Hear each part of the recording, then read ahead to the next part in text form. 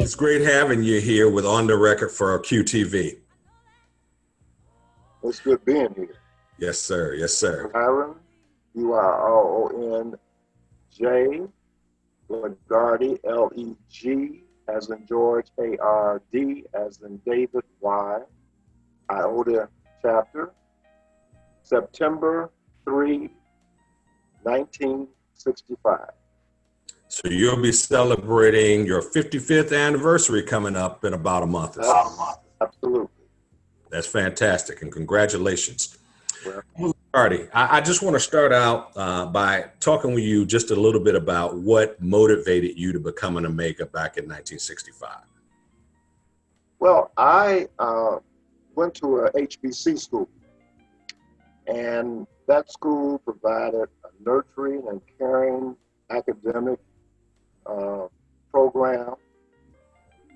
But in addition to that, it gave me a chance to be exposed to the Greek letter organizations on the campus. There were 4 fraternities on the campus at the time, and of the 4, the Omega men impressed me the most. The men were engaging and demonstrated a level of friendship that was a clear motivation to me. This quality of behavior was understood later to be an attribute that was well-rooted, friendship being essential to the soul. And that's how things started. What school were you at? Knoxville College in Knoxville, Tennessee.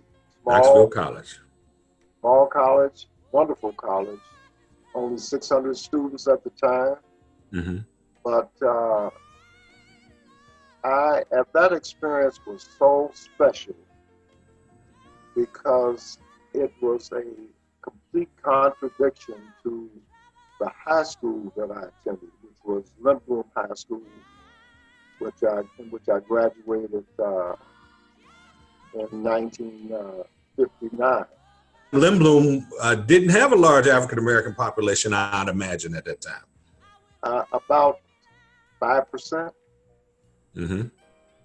And so coupled with that was the behavior of the major population Mm-hmm. that made it pretty tough because the African-American population had to come from a good distance, almost a mile away, and cross the so-called barrier, Right. the Dixieland in the north, which was Ashland Avenue. So you went to Knoxville College, and how did you wind up at Iota? And tell me a little bit about your experience of being initiated as an Omega.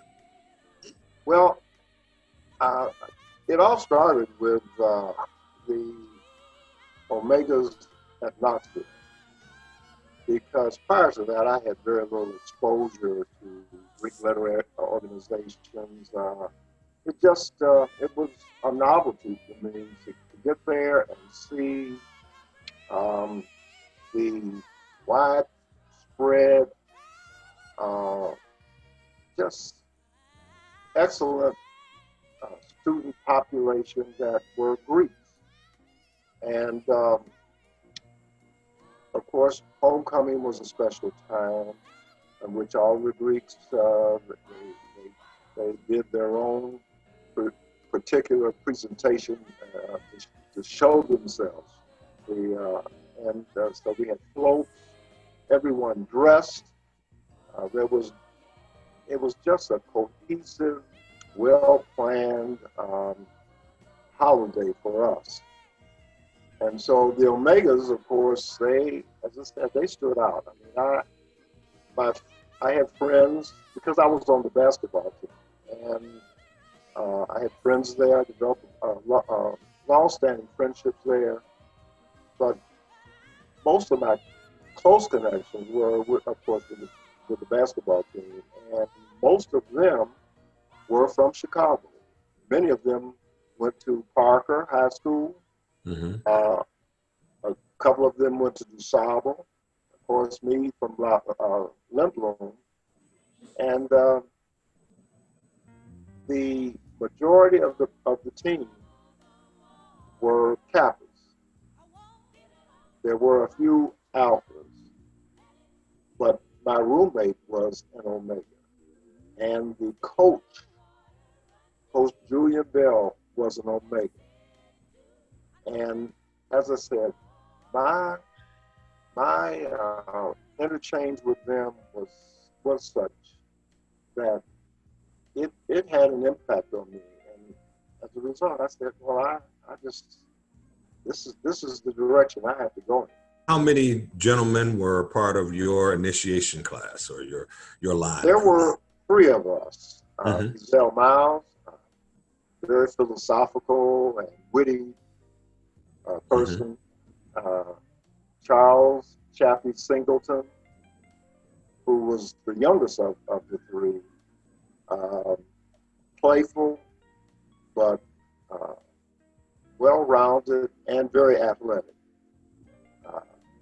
And collectively, we were determined to cross what was that then the burning sands, and become it was a quest that each one of us held dearly.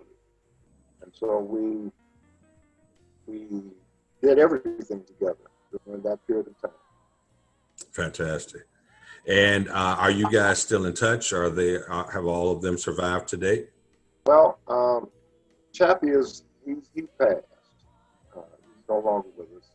He's still in touch with him for years after, but he moved, and from what I understand, he's in D.C. now. But I haven't had a chance to reconnect with him. Okay, great.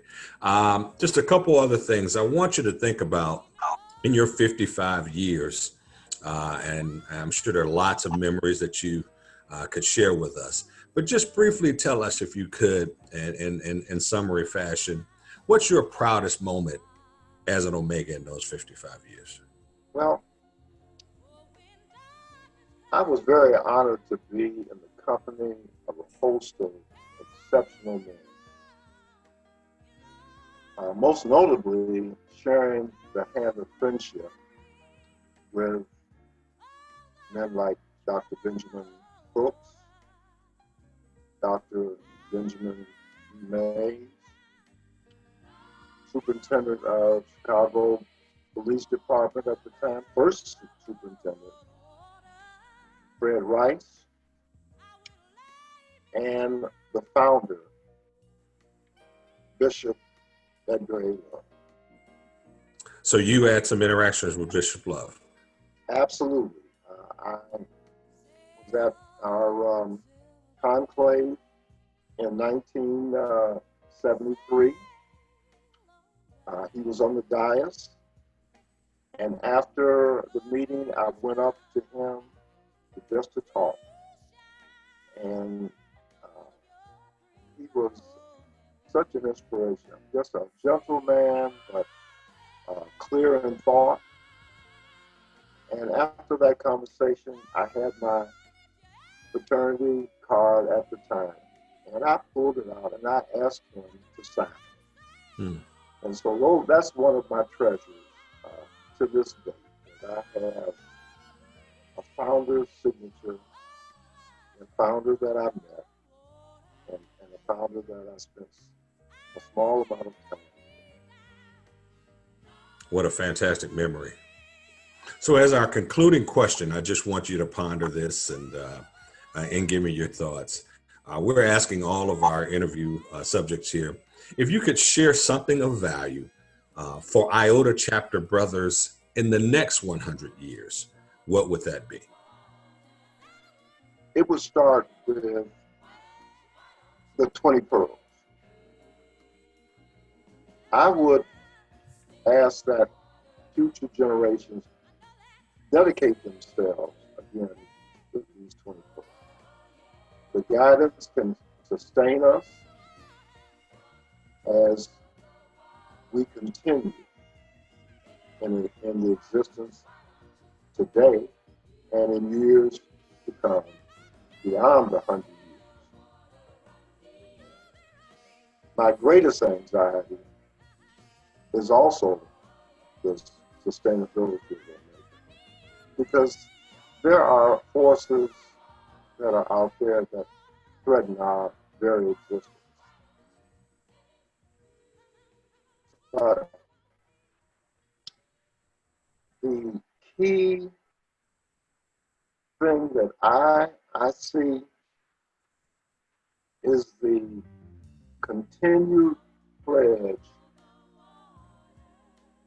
to social service versus self-service. I think from time to time, brothers